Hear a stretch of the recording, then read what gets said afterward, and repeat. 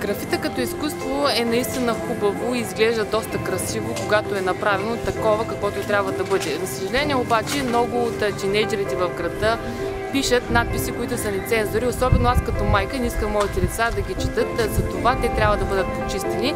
И наистина добре би било всеки да се грижи да бъде градът ни чист и да го почистим заедно, но не само на този ден, а и всеки ден да се грижим за почистването на града.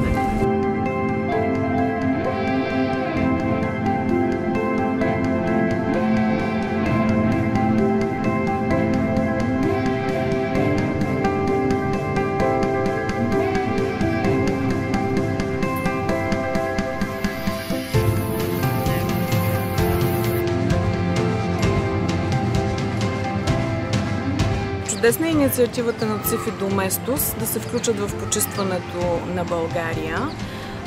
Благодарим за това, че те избраха нашия град да бъдат гости и заедно да почистим града си и да го направим по-красив и по-приветлив.